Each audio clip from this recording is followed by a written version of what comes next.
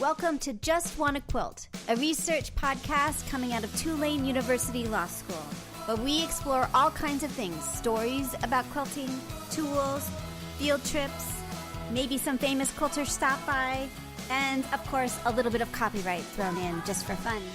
This is Elizabeth Townsend-Gard, your host, and I'm a law professor at Tulane University Law School and a faculty fellow at the A.B. Friedman School of Business at Tulane. And I just want to quilt. So today we talked to Susanne Miller-Jones. We talked to her about being a publisher, about some really interesting projects that she does, including her story, and being an art quilter. I would love to talk to you today about art quilts and her story project and Fly Me to the Moon and publishing with Schiffer and just kind of your life, your quilting life, if that works for you. Sure, whatever you'd like to know. In particular that you want to add to our list that I didn't include? Well, the one that was in Houston where I met your staff was Our Story. Our Story, that's right. Human Rights Stories in Fabric. So that's my latest one, and the book for that one should come out in the summer, I believe. We don't have a publication date yet, but cool. Well, we should. Will you sign up again then when it's getting closer, and we'll do a podcast as the book is available if you're interested. That would be super great. I'd love to do that. All right, cool, awesome. All right, so because my students help us, I know who you are, but can you tell me officially your name and where you're calling from?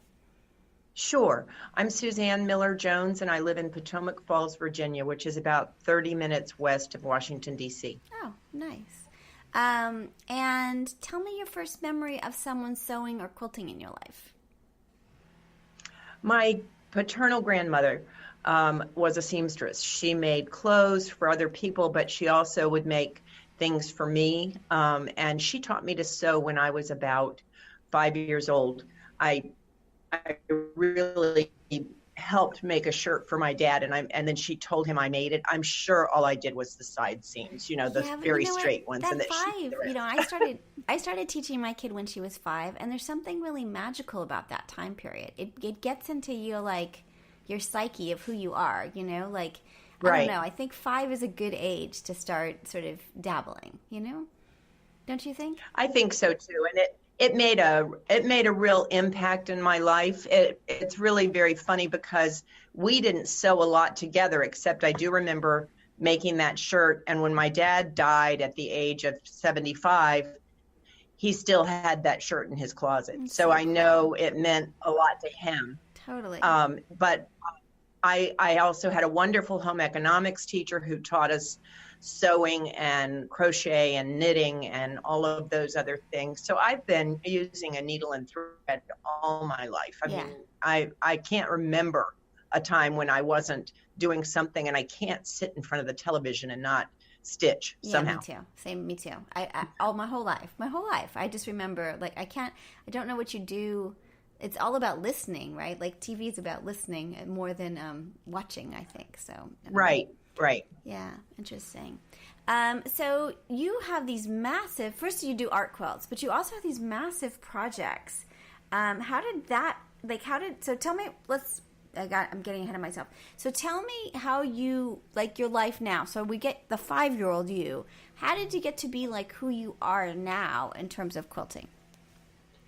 I retired from teaching elementary school when I was, I guess it was, it was 7 years ago.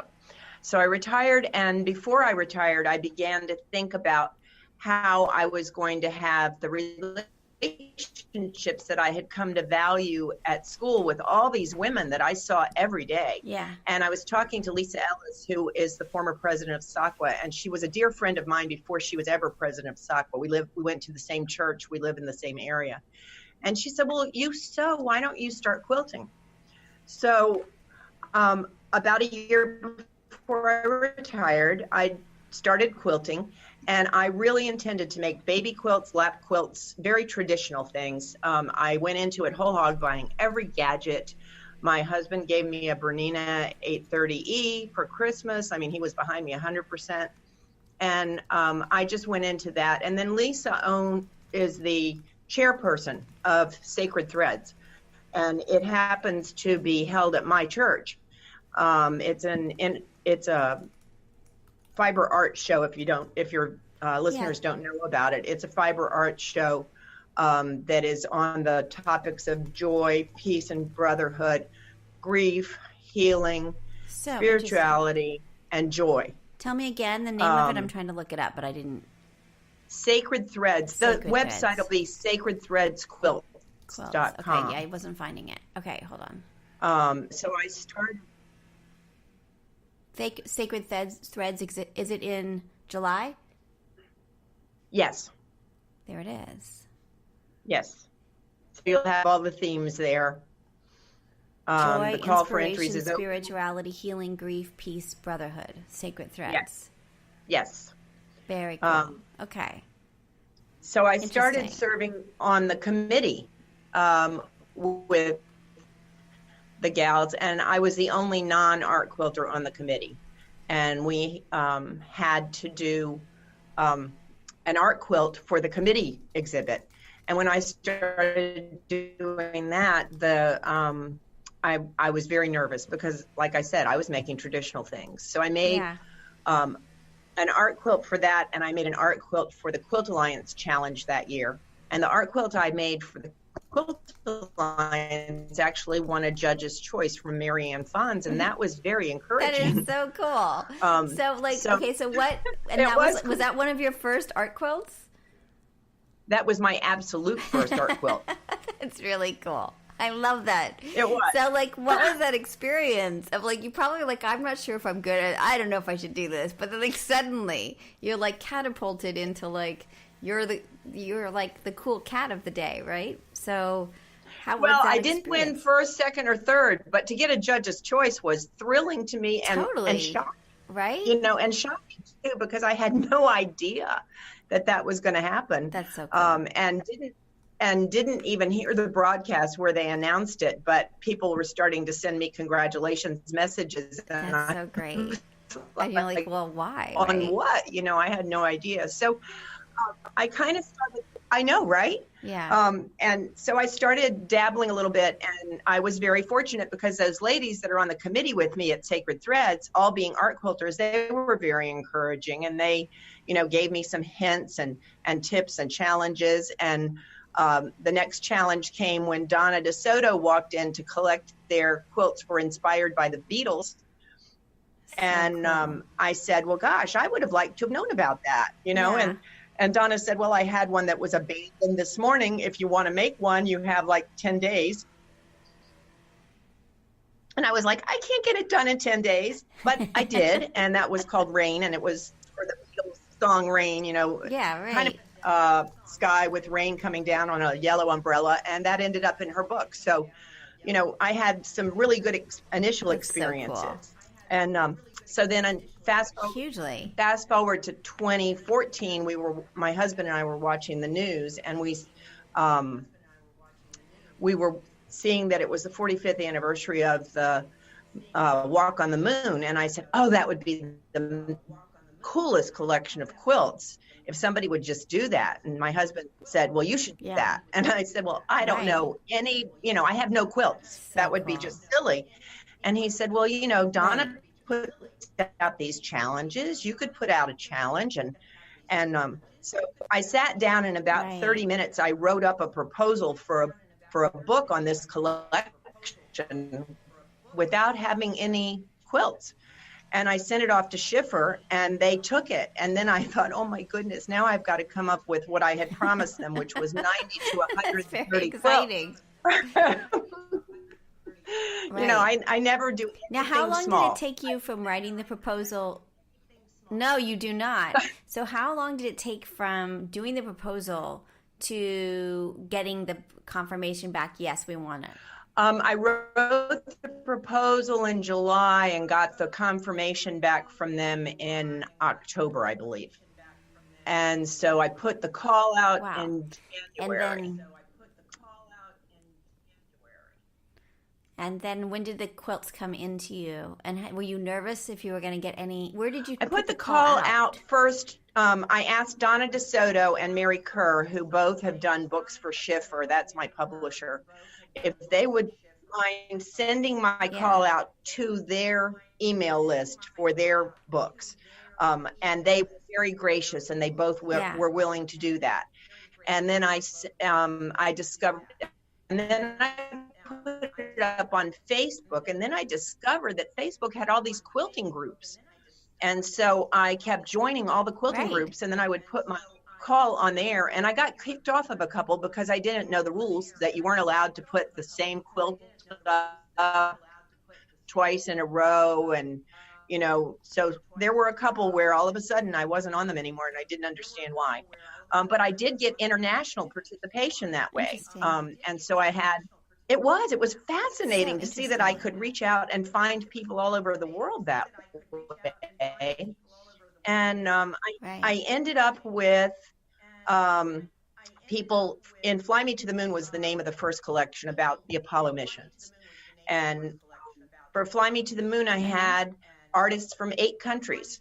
I had Australia, New Zealand, Canada, the United States, the UK, the Netherlands, Germany, and Spain. And it was amazing. Now, when people sent you, how did it work logistically? So you put out the call, and then did they send you photos of their quilts, or did they send the actual quilts, and then did you send them back? So, how did the logistics work on it? They applied to be included in the collection via art call. And then I had 2 jurors. One was Lisa Ellis. The other was Cindy Sauter, Cindy Zacchese Sauter. She's now going by Zacchese, but people know her by the Sauter. And they juried the collection down to 179 quilts. So I did down to. Amazing. And then they had a deadline to send me their quilts. And the Fly Me to the Moon quilts are on pace to be shown in at least 45 venues before I send them back. I still have them. Wow. They've been exhibited in England, so they've had an international exhibit. Her story is scheduled to exhibit in New Zealand this year. So I've been very, very fortunate. All 3 exhibits have premiered at Houston. All 3 exhibits are scheduled for the National Quilt Museum in Paducah, Kentucky. Her story is there right now. Fly Me to the Moon was there in the summer, and our story will be there the summer of 2020. That is so cool. That is so cool. Like, this is remarkable. So what have you learned along the way about these massive calls? It's a lot of organization. We talked to Carla at Cherrywood Challenge about sort of her process and how much stuff, how it all works. And we talked to Threads of Resistance, to Sue, about Threads of Resistance. What are your thoughts about sort of how much did this take over your life of all the plans and the quilts and all of that? Tell us a little bit more about what it's done to you. Well, it's been a wild ride, really, because the learning curve, especially on Fly Me to the Moon, where I really didn't know how to ship, or I didn't know how to write a manuscript. I didn't, all of the things that I've had to do for each of these collections, I did not know how to do, and I've had to learn. I'm now understanding the process more and more by experience, of course, and I can tell you that it does take over your life. We live in a 2-bedroom apartment, one of which is my studio, and my laundry room has a shelving unit in it where we have the quilts stacked when they're not traveling. Fortunately, people want them, and most of the time they're traveling. So that is a good thing, because I don't know what I'd do if all of them were here at the same time. That's funny. It would be pretty crowded. That's funny. But it's like Christmas when the quilts come. It's like Christmas, because I've seen them in photograph and been awed and wowed by what they look like, but then they come and they've got crystals on them, or they've got paint, or they've got some sort of reflective thread or something that really didn't show in the photograph, and you just sit there and you go, wow, This is Amazing. awesome. And That's really cool. they feel like my children. The artists do in a way, but the quilts do. You know, when they come home, I have to check them all over to make sure that they're safe and still intact and that they don't need some sort of repair.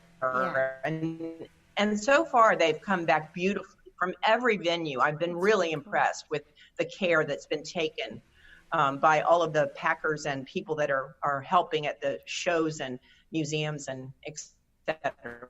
That's so interesting. Now they travel like from one show to the next. Is that right? So do you still have the same thing of like shipping where the next, like one venue's paying for shipping as they go to place?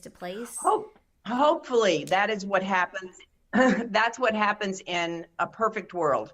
They just keep traveling. They do come back to me occasionally, and I have a gap, especially around the holidays. Everything will come back right before Christmas when you have everything out and, you know, and there's no place to put anything. They all come back. But we make it work. Fortunately, during the holidays, I'm not in my studio much, so I can put things in there and I can, you know, take care of those things usually early in the month, and then they go back out in January, and that works out well. And I'm just amazed at the way each venue takes such care to make sure that it goes to the next one on time. And I haven't had, I haven't had anybody that contacted me and said, we didn't get the quilts from the last venue. It just doesn't happen. Which is part of They're so good at what they do to get things. That's really cool. Yeah, they're much more experienced at it than I am. What was it like to have the Fly Me to the Moon at the Space Center in Houston? That must have been really cool to have. Oh my gosh, that's been such an amazing experience for me. For one thing, they've been at 3 different venues in the Houston area. They've been at Johnson Space Center, the actual government place in Teague Auditorium, twice already, and they will be there several more times. And for that experience, I was given the opportunity to go into Mission Control with the old unrenovated one where all of the magic happened about Apollo 13 and all of that. And I got to sit in the flight director's chair. And then they were also at Space Center Houston, which is the tourist attraction where you can get on the little tram and they take you all over and they show you the rockets and that kind of thing. So they've been there for a Space for Art exhibit, which was a very exciting thing, because what they did was they asked scientists who are also artists to make art, and they displayed that, and then they came to us and said, could we have 4 of the quilts from Fly Me to the Moon for this exhibit? Wow. So that was very cool. exciting. That's really cool. And then we're going to be there again sometime. I think it's from May to October. We're going to have a few quilts there. And then we've been at Webster Presbyterian Church, which is the astronaut church where Buzz Aldrin went when he was going to the moon. And they celebrate lunar communion every year because most people don't know it, but Buzz Aldrin at the time was a Eucharistic minister at his church, and he took communion on the moon. Wow. And one of the quilts in the collection is called Lunar Communion. It's by Michelle Flamer. And so they actually had 61 of the Fly Me to the Moon quilts hanging there. And they have the chalice, the little tiny cup that that Buzz Aldrin took to the moon with him. They have that, and I got to hold that in the palm of my hand. So that's really cool. That was amazing. It was really cool. I was so thrilled. Yeah. And so that has been a real dream come true, because when I first started the Fly Me to the Moon, I said, wouldn't it be cool if they hung at NASA? And they've really been embraced by NASA and Space Center Houston and Webster. So I'm just really, really very lucky. That's really cool. That's so cool. All right, let's talk a little bit about her story and then your new project as well. So okay. Your new project, have you finished? So our story and her story. Her story is a history of women project, and our story, you said, was on, is it immigrants that it's on? No, it's human rights. Human rights. And is our story, is it still, you've already have all of the quilts for that as well, right? You have nothing in, there's nothing in, you're not, Yes, there's no active call right now. Is that right? That's right. Our story premiered in Houston in 2018. So we are at this point not putting out another call. This is a really busy year for me. We're going to become grandparents for the first time, and both of our children are engaged. And so we are, and I'm going to be leading a fiber arts tour to Australia and New Zealand in September. Oh, how cool. So I know, I'm so excited. And so it didn't seem like the right time to put out a call for entries. It doesn't take me time until they come in, but as soon as the quilts come in, then all of my work starts. So I just thought this time was not the right year for that. Got it. No, that makes sense. And you're I mean, that's the thing about quilting that can be so funny, is that like you already did your job, you retired, and then suddenly like you're so busy and overwhelmed by things that I imagine that you could lose your joy of all of it if you don't pace yourself in terms of like still enjoying it. Like family matters and other things matter too. So that's really smart to like not over commit yourself, because then that wouldn't be as much fun, I would imagine, if you feel like you were pulled in too many directions. So sometimes I feel that way with just the projects I have going, and I'm like stressed about it, and I just think this is just hobby. This is fun. Like, yes, like, exactly. Right? That's very silly. So her story is awesome. Tell us a little bit about. We're going to run out of time. So one of the questions I have is let's switch gears, and maybe you can come back and tell us more about sort of the process and the other things. But with all of these quilts coming in, what role does intellectual property play in these projects? Because you're sending them off and people are photographing them, and also they're appearing in books. So I'm curious if you have any issues, or do people have to sign anything, or sort of what happens exactly on that side? Well, yes. When they come to me, fortunately, I had a book contract for each one before I got the collection submitted to me. So part of the submission process for the artists was to sign a release form for the book and for exhibition. So I do not own the quilts. They still own them. But I have permission to exhibit and to photograph and to publish and to use the images in the book and for advertising for the exhibit. So when a venue picks a certain quilt and that they want to use as the face of our exhibit, and I don't pick one. My whole purpose with these exhibits is to give the other artists an opportunity to shine. Yeah. And so I don't want one quilt to be the face of the exhibit all the time. So a venue will say, we'd like to use this one. Is that okay with you? Well, yes, it's okay with me. That one didn't get used last time. Let's let that one be the face. That's really cool. Do you send them like a website of all the different quilts so they can choose what they want in the exhibit and for advertising? Yes, I have a gallery for each of Fly Me to the Moon and Her Story. I don't have Our Story up as a gallery yet. Cool. So those are available to venues to look at, to see which one they want to use. And usually they'll ask me to curate the show. Very rarely do they actually curate the show themselves. Interesting.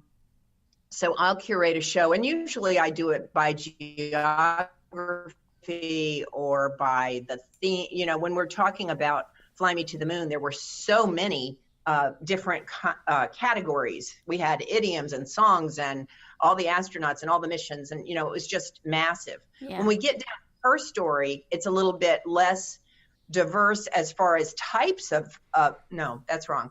Diverse as far as categories. Right. Because so you've got like famous people and groups, and like I've looked at the table of contents of the book, so that it's you could kind of it naturally organizes, I imagine, in a cleaner fashion than sort of the first one. Because you sort of think like, well, it is an astronaut, but it is a song. Where do we, like? Right. We started in Her Story. We started with the suffragists.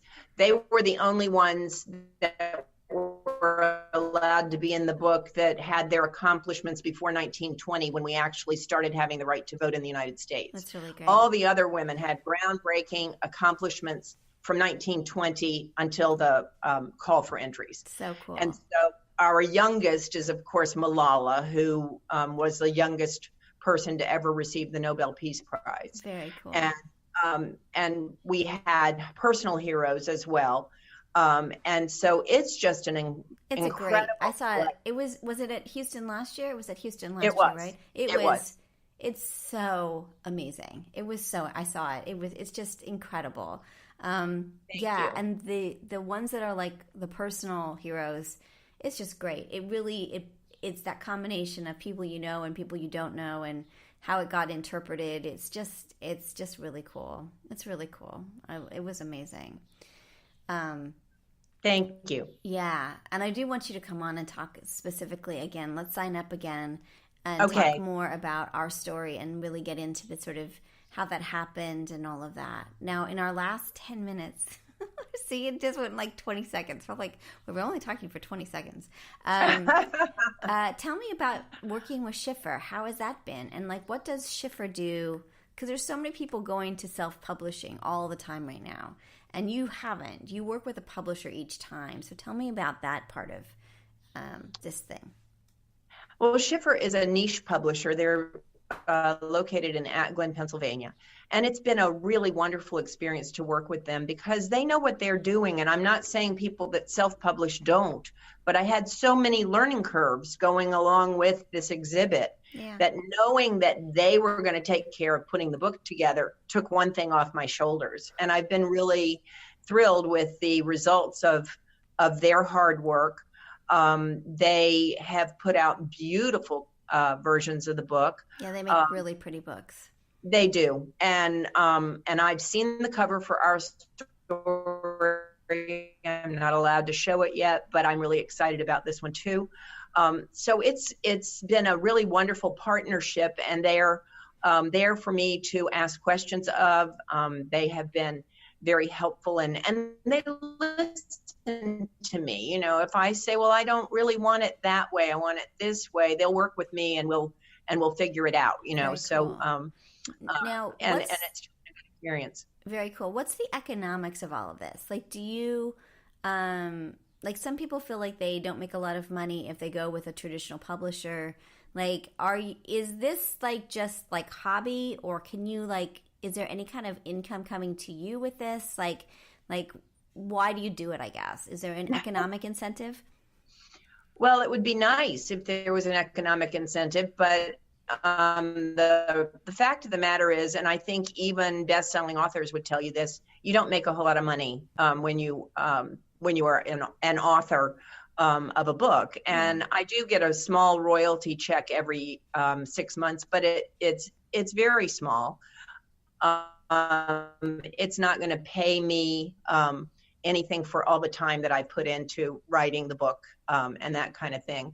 I did, you know, at the beginning, when I first put out the call for Fly Me to the Moon, nobody knew who I was or whether they could even trust me with their work. So the fact that I had Schiffer behind me gave me a little credibility, I guess. Capital, huge cultural capital, right? Yes, and I just it was a leap of faith for anybody to work with me for the first book. And so when the book came out and it was lovely and it was done well and all of that, I wanted that for the artists. I wanted to make sure that it was the best that it could be. Yeah, very cool. I think that's so incredible. So, I really do think that, like, we do things in our life, like, I think about all the things we do that are not economically motivated. Like, we raise children, we sew, we do all of this thing, and then suddenly, because of the sort of capitalist world that we live in, there's this kind of pressure of, well, are you making money at this? Like, that doesn't have to always be, I think, in terms of projects and other things. And there's more to it. I mean, the idea of sort of what you're putting out there, and as you said, the opportunity you're giving to quilters, and the connection you're making to the general public with these projects, that's valuable in itself. It doesn't have to be based on an economic dollar to have cultural value and significance, I think. Would you agree with that? Oh, I do. I mean, it would be lovely if I was making money, but most of the places where they've gone have been quilt shows, and the smaller quilt shows especially, they just don't have the money to pay for the exhibit. So I've never charged anything to rent the exhibit. Yeah. And so I don't make money. But it's been a very exciting time in my life. I wouldn't trade it for anything. Yeah. And if I decide to do other exhibits in the future, that'll be great. But if I never do, I've had this really wonderful experience, and I have friends all over the world that have been in my exhibits. And one of the joys of going to Australia and New Zealand later this year is that I'll get to meet some of those artists in Australia and New Zealand, and hopefully take others with me to Australia and New Zealand, because I hope a lot of the artists will come along with us and go on this wonderful tour where we will be taking classes with the artists in New Zealand and Australia. And so tell me, in our last hours, just in case people are interested, tell me a little bit more about that. Is it like a tour company, or like if people are like, oh, I want to do that, how do they find more information about that? It's with Arena Travel. It's going to be called Her Story, Her Tour. We don't have the itinerary published yet, but anybody that's listening to you that would like more information could certainly write to me at Susanne, Susanne, at SusanneMJones.com, and I'd be more than happy to send them the link to the tour as soon as it's published. We should be getting the itinerary, the price, etc., sometime this week or next, I think, because and that's going to be I was just in touch with September. Yeah, it'll be from something like the 9th of September till the 7th or 8th of October. It's going to be a whole month. Wow, that sounds so cool. It is going to be cool. I'm really excited. And why New Zealand, Australia area? What about that? Why there? I'm curious. Well, I was planning to go there anyway because Her Story will be at the Auckland Quilt Symposium October 1st through the 6th. And they had asked me to speak. So we were planning to do it anyway. And then when Arena Travel contacted me and asked if I would like to do fiber arts tours, they said, where would you like to go? And I said, oh, well, how about Australia and New Zealand? That's really cool. That's going to be our first one. And if that's a successful thing for Arena and for us, then maybe we'll do some others. And I would think that the places that I would like to go the first few trips would be where I have artists from the collections so that we can get to know each other. We can have them teach classes. They can shine. Yeah.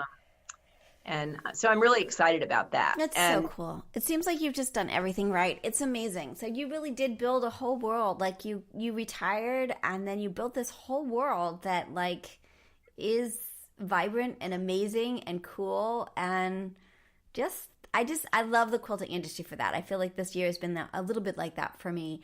It's amazing, and the people and I don't know, just the whole thing has been really. Did your like 10 years ago self ever dream that this would be like what you were doing and how involved you are? You're kind of in the center of all of it, of your own creation in an amazing way. Never. 10 years ago, I was teaching elementary school. I was taking care of my mom who had cancer. My kids were launched, and I was really thinking that, 10 years ago, I wasn't even a quilter. Yeah. So I started in 2010. Right. So 10 years ago, I was trying to think about, well, what will I do after I retire? I knew I was going to retire in 2011. I just didn't know what I would do. I certainly thought I would sew, but it never occurred to me that I would be doing all of the things that I've done with these exhibits. It's so awesome. It's so awesome. Like, it's so amazing. And what a great way. I mean, it's just really cool. Will you come back and talk to us about our story and spend a bit more time talking with us? Sure, I'd love to. That'd be great. It'd be super great. Do you need to review this before we post it? I don't think so, unless you want me to provide you some links to anything, and Nope, and you could send me some. I've been doing it as we go. I've got all the links. That. I mean, Okay. we will. It'll take us a little time to process it because we only do so many each week to process, and my students have been away for a bit of time because of the holidays. Okay. But once we do process it, if you have the link to the tour, we can add that in. So I'll let you know when we're doing it, and that way we can link it. And we also have a page for you where we're just starting this. We've added the Amazon links to Fly Me to the Moon and Her Story, so that if people are interested in those books, they can just go to the page that we are posting, and they can get them. Oh, that perfect! Way too. Thank you. Of course. Appreciate that. Of course. Yeah, we're just starting this, so we'll see how it goes. I love that. Well, it's hard because people talk about all these things, and then we don't have. It's hard to remember where it is, or, what was the name of that thing again? So we're trying to make it easier for people to get back to the things that people are talking about by providing links. So. And we love those links, don't we? I know I try. Yeah. I find myself trying to check links, in text that doesn't have links. And by that, I mean like a real book, I'll try to see what the word means or something like that. You want the link. And it's so true. This doesn't do that. It's true. We're just like, so, and Amazon makes it so easy now to add links in lovely ways. So that's what we're doing. So thank you so much for coming. I'm sorry that we got confused at the beginning, but we muddled on. We got all the technology and things settled, and it's totally my fault. Totally my fault. No, I'm everything that I needed, and then I just it's not a big deal. It was great. For some reason was thinking phone interview, but now I'll know. Next time we're scheduled, it'll be in my brain. Talk for hours next time. It'll be great. Okay. All right. Cool.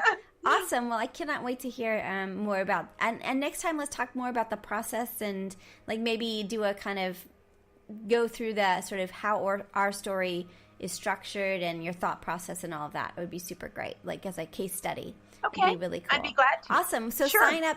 So you have the link. So just sign up again when you're ready to talk about that book. It would be super great. It'd be awesome. All right. All right. Fabulous. Okay. Thank have you. a great day. Thank you so much. You too, Elizabeth. Take care. All right. Bye-bye. So you've been listening to Just Wanna Quilt, a research podcast coming out of Tulane University Law School. And I'm Elizabeth Townsend Gard. If you like this podcast, keep listening. Also, we have a Facebook group. Come join us. We talk about a lot of things. We also have an Instagram account. And of course, most importantly, I really hope you get a chance to quilt today.